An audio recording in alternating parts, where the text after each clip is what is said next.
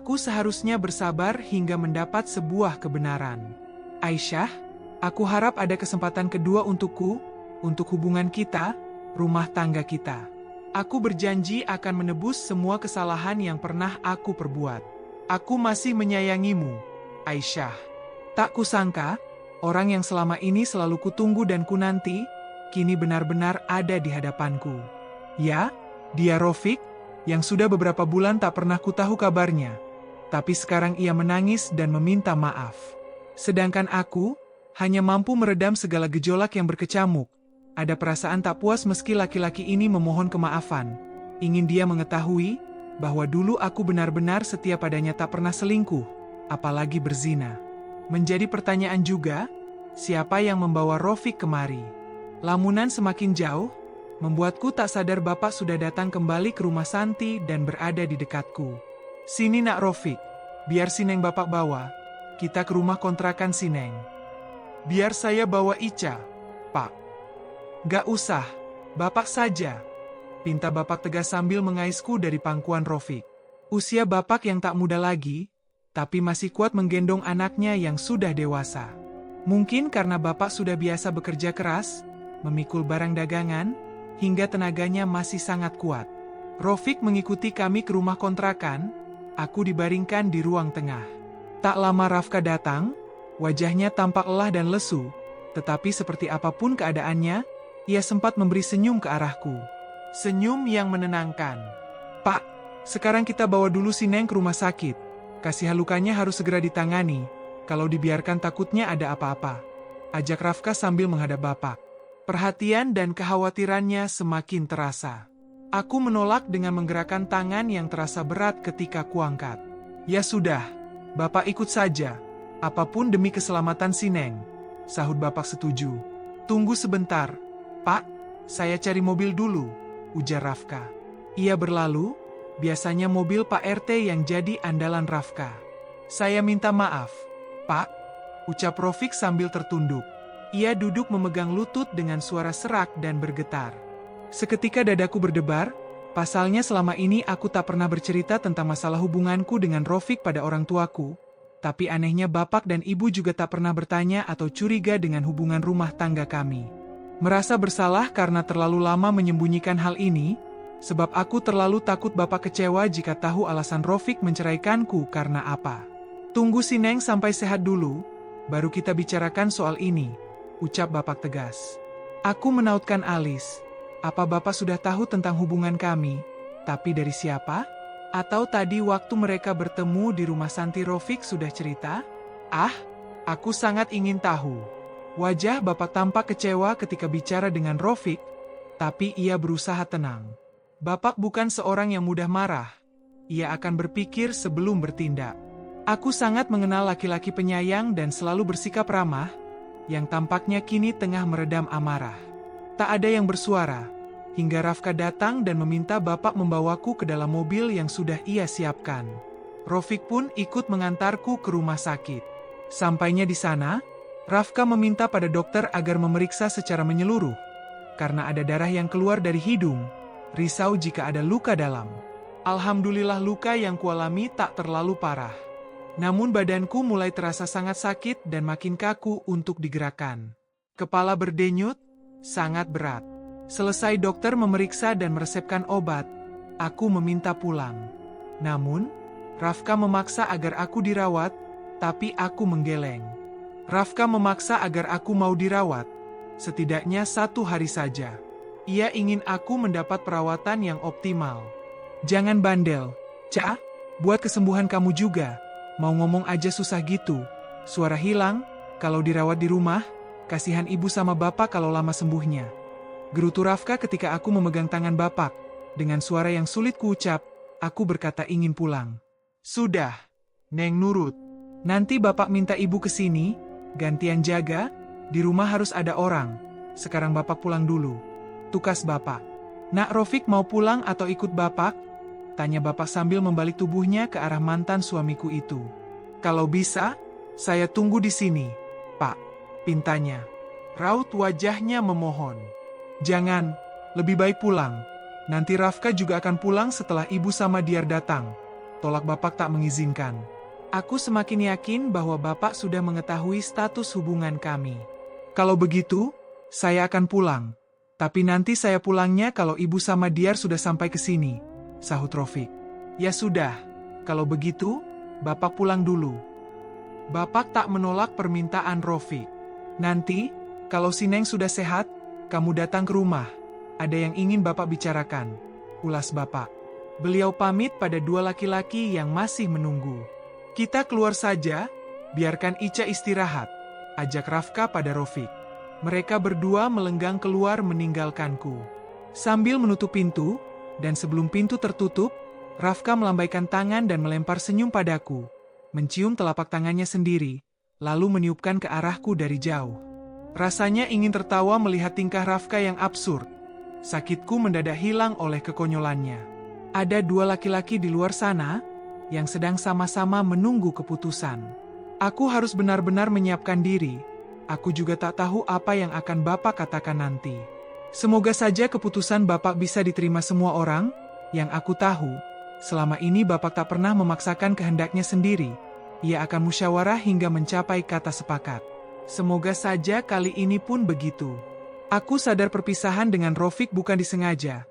Laki-laki itu juga tampak sangat menyesal dan masih ingin kudengar apa yang akan dia jelaskan nanti. Ibu dan Diar datang untuk menungguku. Wajah perempuan yang melahirkanku itu tampak iba melihat keadaanku sekarang. Ya Allah, Teteh, kenapa bisa begini? Ucapnya sambil memelukku. Allahu Robbi, anak ibu. Tangannya mengusap pipiku, tampak gundukan air bening yang siap mendobrak pertahanannya. Air bening itu pun mengalir deras, tak terbendung lagi, disertai isakan kecil.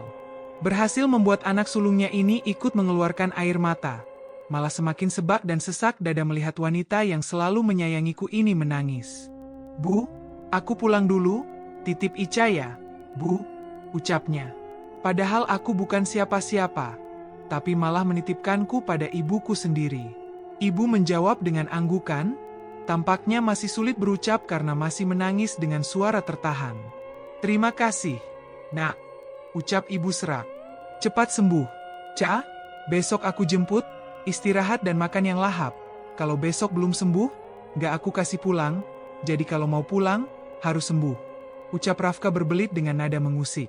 Senyumnya tak pernah lekang ketika bicara. Lalu pamit pada ibuku dan Rofik.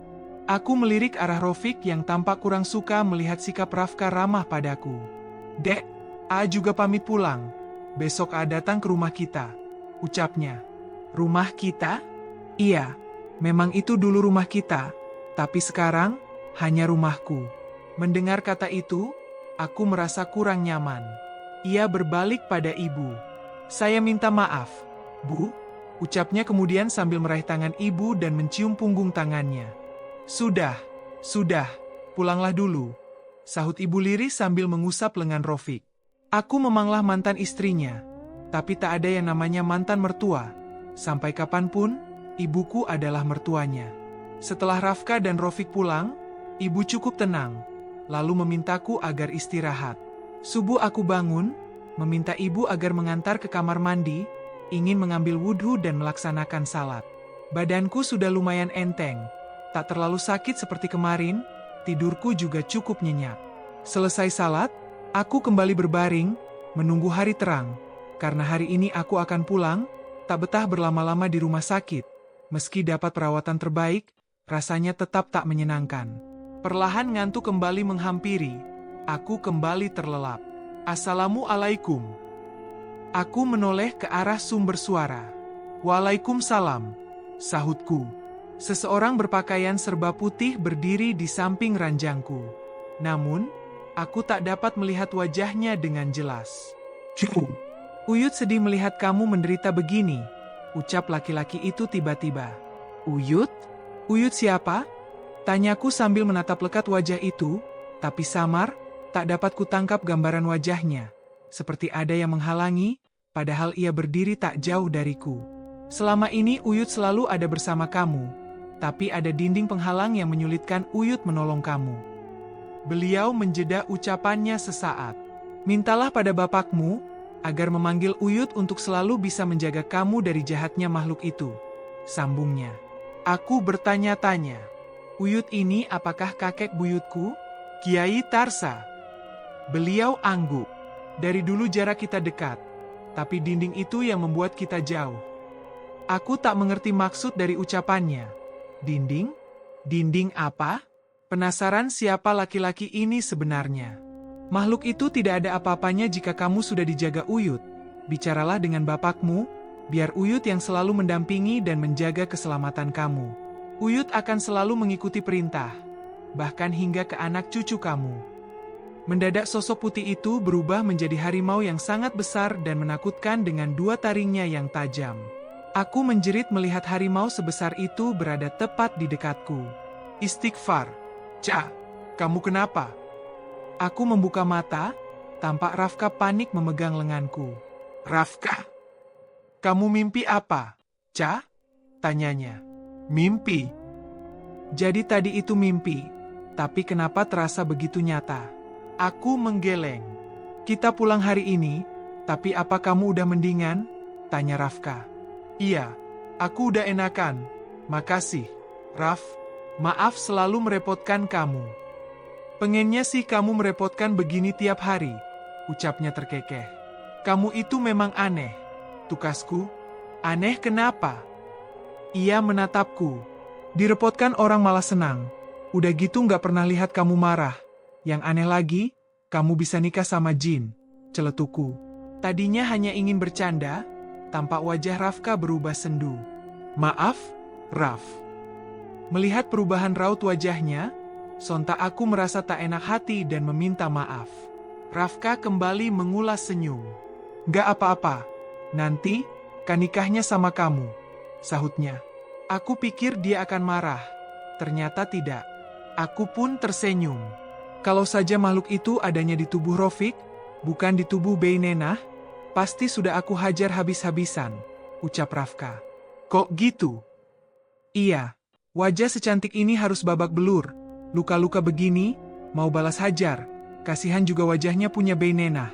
Cetusnya menatap Iba. Satu tangannya mengusap perban yang menempel di hidungku. Terus kalau itu tubuh Rofik nggak kasihan? Nggak, aku kesal sama dia. Udah bikin hati kamu babak belur. Malah kemarin sebelum aku bawa dia, sempat aku hajar, hitung-hitung balaskan sakit hati kamu. Jadi kamu yang bawa Rofik ke sini? Tanyaku. Apa karena aku selalu menolak ketika diajak menikah? Hingga Rafka membawa Rofik?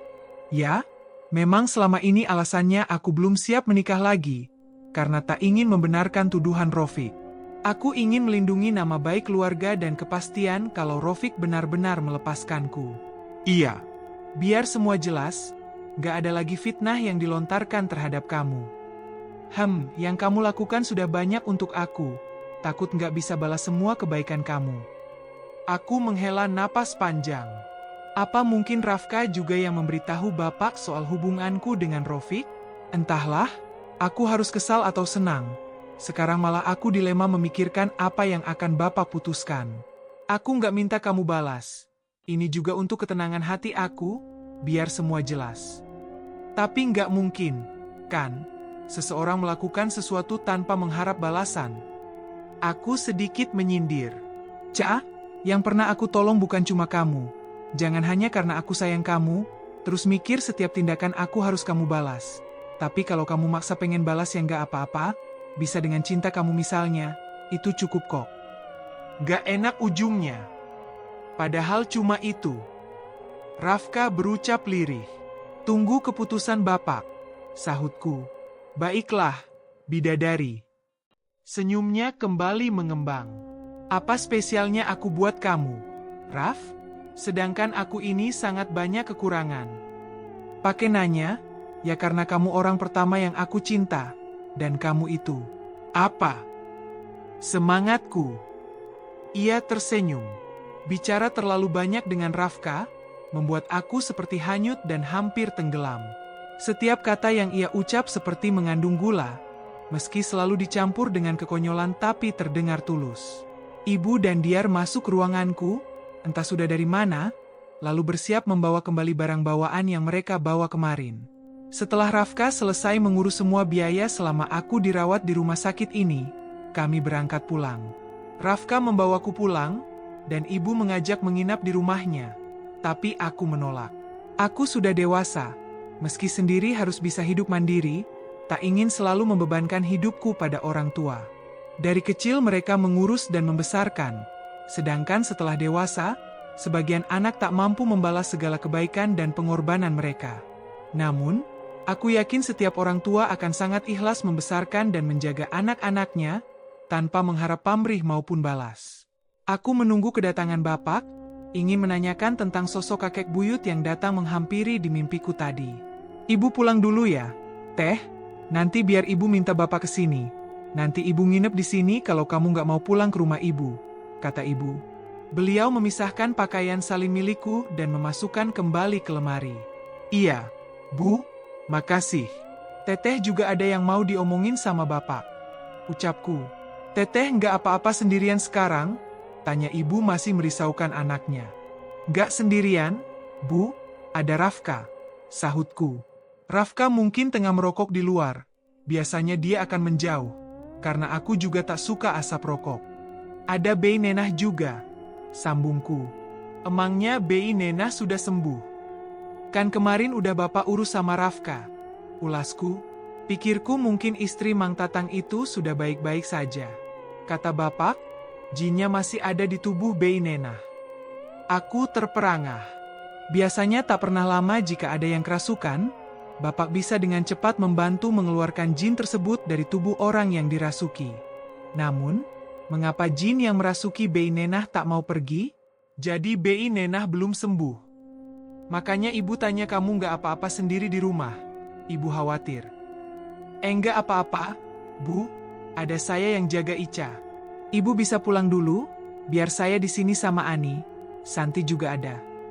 Rafka yang baru muncul, tiba-tiba menyahut. Syukurlah kalau gitu. Ibu juga bimbang sama anak-anak di rumah. Baru kali ini ditinggal nginap, pasti Bapak kerepotan. Cetus ibu.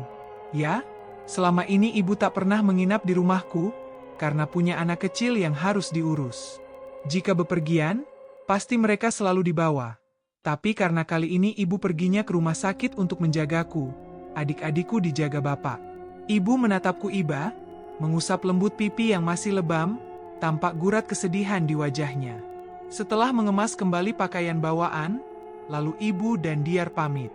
Raf, apa benar Bei Nenah masih kerasukan? Tanyaku penasaran dengan keterangan ibuku tadi. Iya, Ca, kayaknya masih. Tapi cuma ngomong lantur nggak jelas. Jawabnya, kamu nggak usah datang ke rumah Bei Nenah untuk sementara. Aku khawatir kalau lihat kamu dia malah ngamuk. Lanjutnya kemudian. Tampak Santi datang ke rumahku. Teh Ica gimana? Baik-baik aja? Tanyanya sambil duduk di sebelahku. Mendingan, San? Alhamdulillah. Sahutku. Sebenarnya badan, leher dan hidung masih terasa sakit. Tapi aku tak ingin lebih banyak menyusahkan Rafka. Ia rela libur kerja demi menjemput Rofi kemarin, dan sekarang harus menjemputku dari rumah sakit. Ani dijaga sama kamu? Tanyaku pada Santi. Iya. Teh, kasihan. Mang Tatang sama Ani aku ajak tinggal sementara di rumahku. Syukurlah. Terima kasih ya, San. Terus semalam siapa yang jaga Bei Nenah? Warga? Teh? Arafka? Suami aku juga ikut jagain. Bei Nenah ketawa-ketawa, ngomong sendiri, kadang marah-marah. Katanya dia pengen bunuh Teteh. Aku merinding dengar itu dari suami. Tutur Santi bercerita. Aku menghela napas berat, cukup gusar jika terus-menerus mendapat ancaman. Namun, aku yakin, sehebat apapun iblis, manusia lebih kuat dari mereka. Aku percaya, ilmu Allah tiada tandingannya. Sedangkan mereka hanya makhluk yang menyesatkan. Aku tetap memegang ucapan Bapak, bahwa sebaik-baik penolong adalah Allah.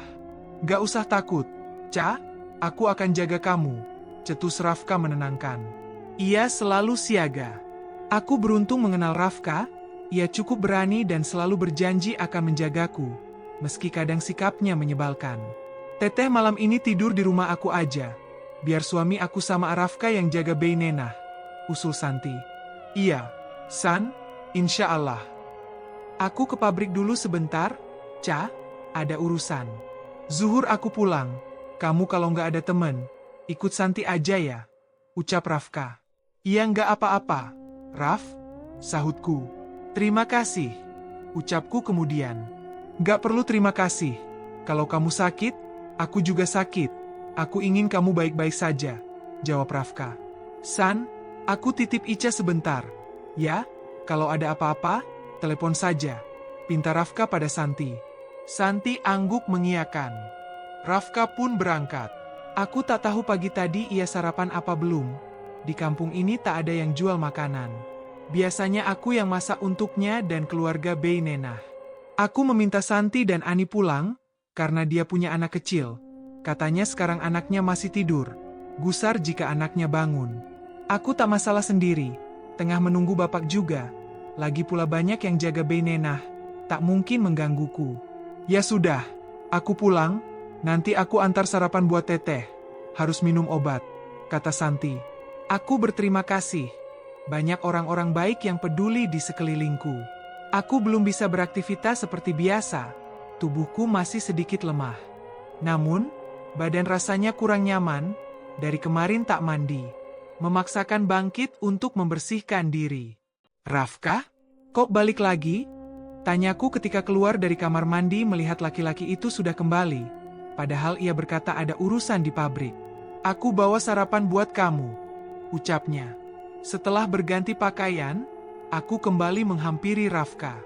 Jadi ngerepotin. Tadinya aku mau ke rumah Santi. Gak apa-apa, kamu masih sakit. Gak mungkin bisa masak. Makanya aku beli bubur tadi di jalan. Mau aku suapin? Tanyanya. Gak usah, tangan aku gak sakit. Jawabku datar. Kamu berangkat aja sana. Udah siang. Usirku.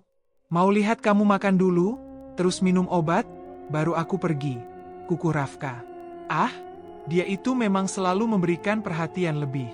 Tak peduli pada sikapku yang bersikap datar dan kadang ketus. Kamu nggak sarapan? Tanyaku. Aku belum melihat Rafka makan apapun. Sebelum jemput kamu ke rumah sakit, udah ngopi dulu tadi. Sahutnya sambil memerhati aku yang mulai menyantap sarapan yang ia bawa. Makan berdua aja ini, nggak bakal habis kok. Mau? Tawarku. Nggak. Kenapa? Jijik ya?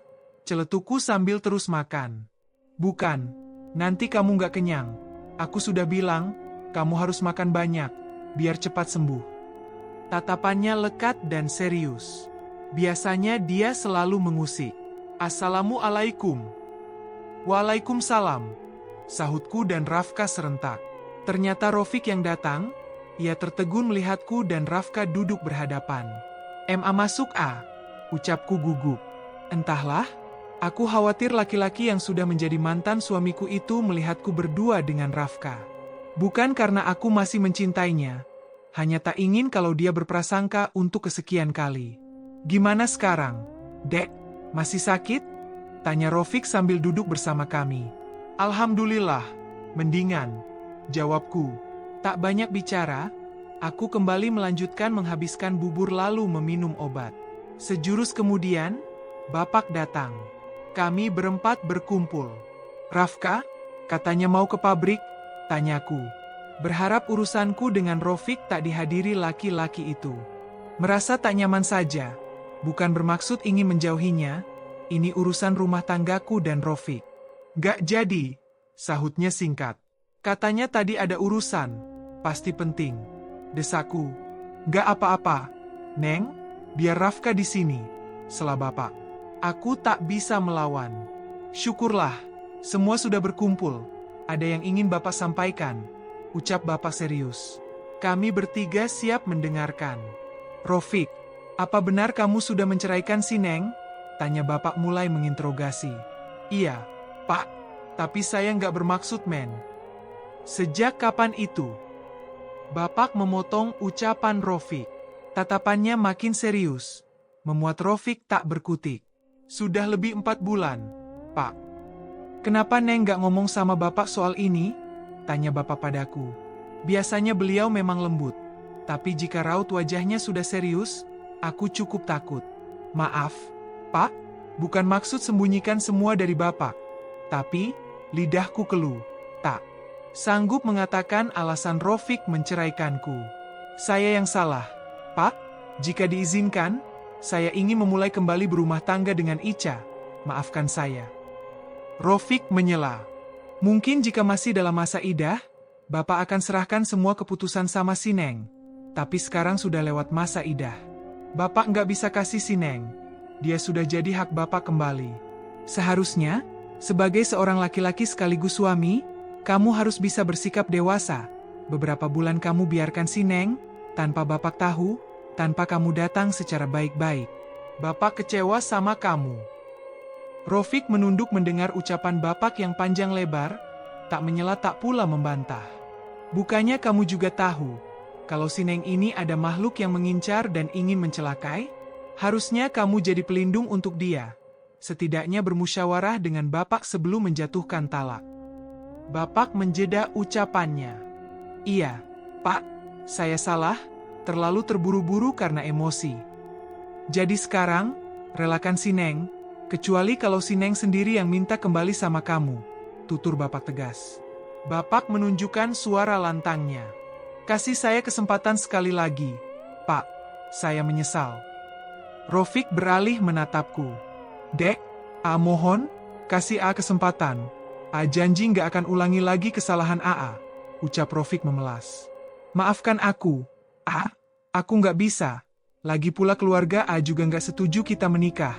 Jadi biarlah sampai di sini, jawabku. Dada mulai sebab mengucapkan hal itu, biar bagaimanapun, Rofik pernah mengisi hati dan membersamaiku mengarungi suka duka, meski tak lama. Mohon, Dek, mohon. Rofik meraih tanganku. Manik yang berkaca kini meluruhkan air mata. Lepaskan, Fik, kalian bukan mahram. Rafka menepis tangan Rofik yang menggenggam tanganku. Sudah jelas apa yang diucapkan Ica. Jangan paksa dia, biarkan dia memilih jalan hidupnya. Rafka yang dari tadi diam saja, tampaknya mulai geram. Harusnya lo bersyukur punya istri seperti Ica, dia baik, taat sama suami. Ya gua tahu lo pasti marah. Secara mata lo sendiri melihat sesuatu yang tak senonoh. Setidaknya lo tabayun, datangi orang tua Ica. Hidup lo itu beruntung. Selain Ica ini baik, cantik, gua perhatikan dia taat banget layanin lo sebagai suami. Berangkat kerja ada yang mengiringi dengan doa, pulang kerja disambut dengan cinta. Beda kalau gua deketin, dia jutek bukan main. Keusik dikit, marahnya sampai 1 minggu. Nggak bisa gua tanya. Lah terus lo bilang dia selingkuh sama gua. Kenapa lo nggak hajar gua waktu lo lihat Ica sama gua zina? Kalau gua nggak jemput lo, sampai mati pun kayaknya lo tetap anggap Ica ini selingkuh. Itu juga gua harus kerahkan tenaga supaya bisa bawa lo ke sini. Maaf ya, Fik. Gua nggak bisa tahan unek-unek. Dan gua bawa lo ke sini bukan minta lo balikan sama Ica. Gua cuma ingin bersihin nama baik Ica, itu saja. Tutur Rafka meluapkan kekesalannya pada Rofik. Rofik hanya tertunduk menyesali perbuatannya. Aku kasihan melihatnya seperti itu, pasti terdapat segudang penyesalan luar biasa di jiwanya. Namun, semua sudah terjadi, tak mungkin aku menyia-nyiakan pengorbanan Rafka. Maaf, kita sudahi saja sampai sini. Semua sudah terjadi, kita saling mengikhlaskan dan memaafkan. Juga saling mendoakan, ucapku pelan. Rofik beringsut ke arah Bapak, meraih tangan laki-laki yang pernah menjadi mertuanya. Maafkan saya, Pak. Saya akan tetap menunggu sampai Ica mau kembali. Saya harap ia akan memaafkan dan membuka hati lagi. Saya sungguh menyesal, tuturnya dengan suara serak. Aku tahu ia pasti menahan sedih. Pasti tak mudah menerima keputusan ini. Bapak juga minta maaf. Mungkin selama kamu jadi suami si Neng ada sikap Bapak yang kurang berkenan, atau ada kata-kata Bapak yang menyakiti hati kamu, Bapak minta ikhlaskan si Neng. Bapak menepuk pundak Rofik yang tampak berguncang. Sulit tentunya melupakan hubungan ini begitu saja, tapi hatiku pun sudah tak ada untuk Rofik. Semua sudah dicuri oleh Rafka, dan membawa jauh perasaanku dari Rofik. Aku juga minta maaf. Barangkali selama jadi istri banyak salah sama Relakan juga halalkan makan dan minum aku selama ini. Nggak, Dek. Yang salah sama kamu, yang minta maaf. Rofik tersiksa sambil menatapku. Sampai di sini kisah kita. Kita harus berpisah. Aku melihat Rafka, pasti ia tak enak pikir, dan harap-harap cemas dengan keputusanku. Mana mungkin aku tega mengkhianati segala usahanya, segala kebaikan ia berikan. Balasan yang ia minta taklah sulit, hanya sekadar membalas sebuah rasa, dan itu juga sudah mulai kupunya. Aa pamit, Dek. Tapi izinkan Aa bertemu kamu jika Aa rindu, pinta Rofik.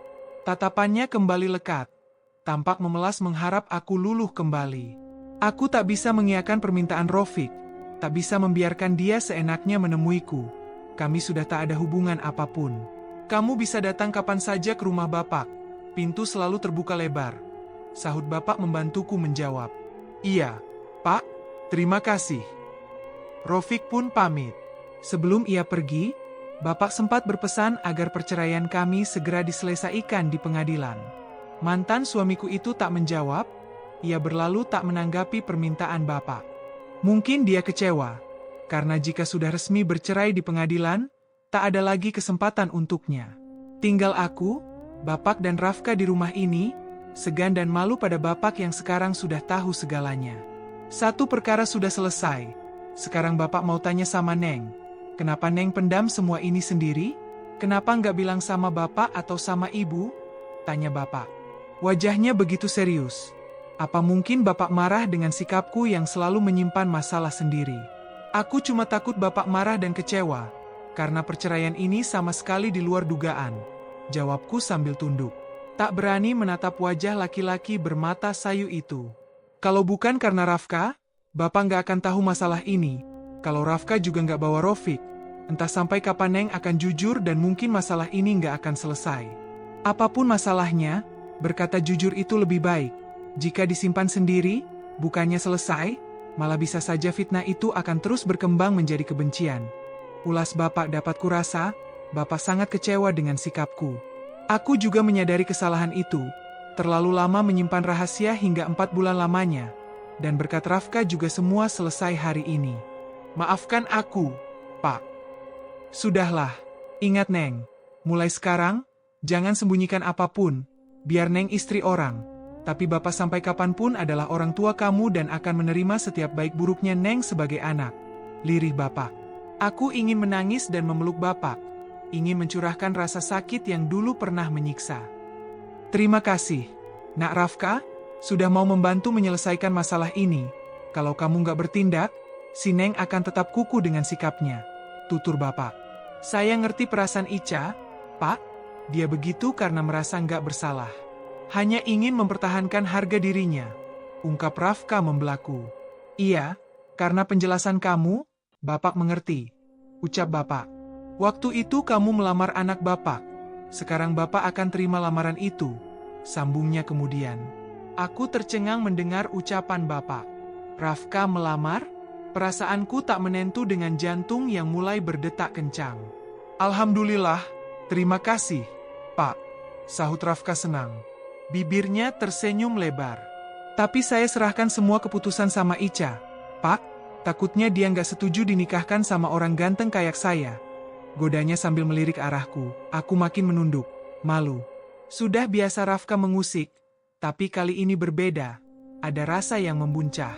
Jika tak malu, aku sudah berkata iya sejak tadi. Ternyata Rafka sudah melamar tanpa sepengetahuanku. Pesonanya tampak berbeda, membuat perasaan semakin tak menentu. Ini untuk kebaikan kalian juga.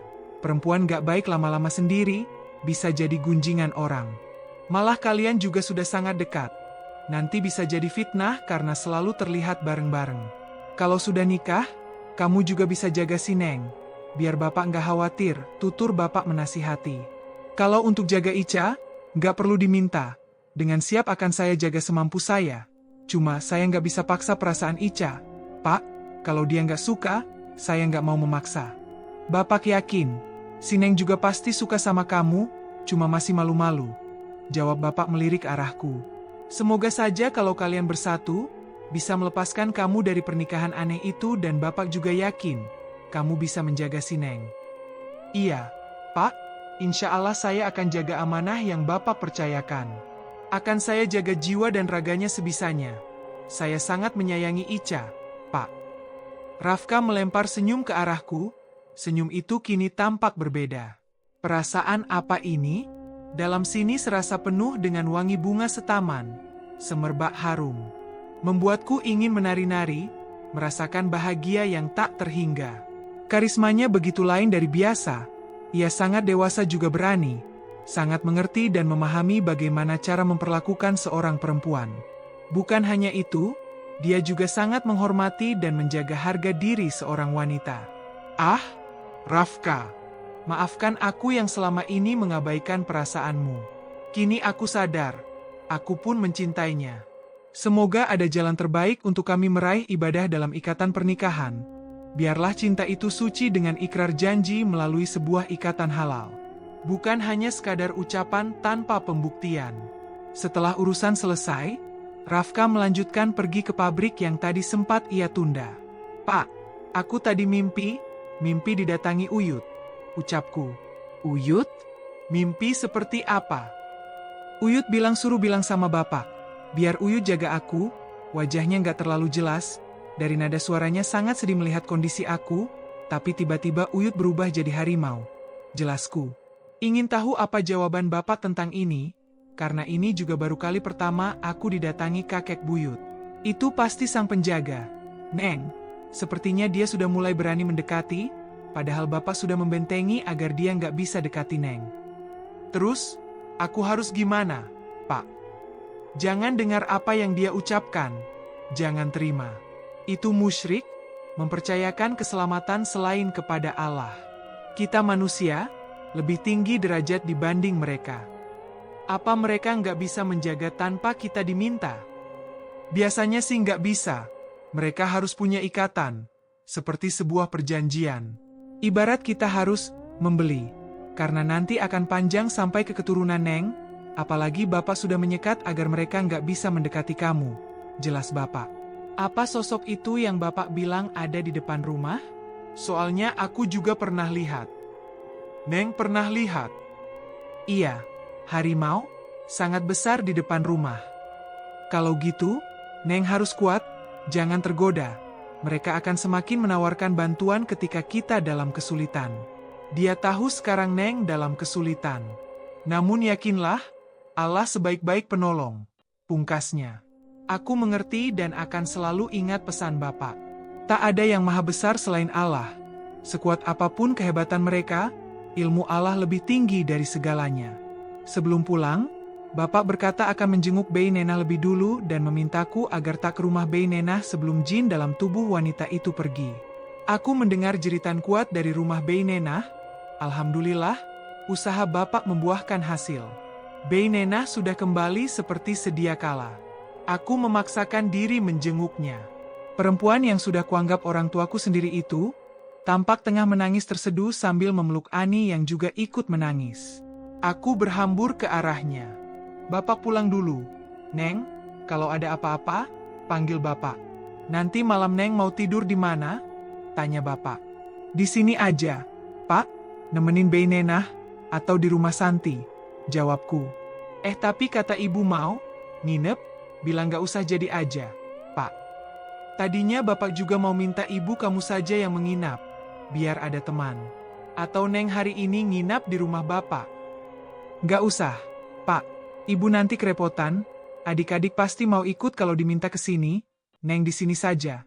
Bey Nenah juga udah baik-baik saja. Ya sudah, kamu hati-hati. Bapak lalu pamit. Ya Allah, Neng Ica, Neng kenapa? Tanya Bey Nenah ketika melihatku. Aku tak menjawab, hanya menangis memeluknya.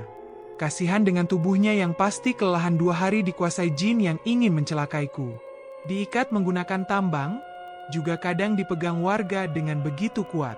Teh Ica dilempar sama Umi, dicekik dipukul. Jelas Ani spontan. Aku tak menyangka anak kecil itu akan berkata seperti itu tanpa diminta.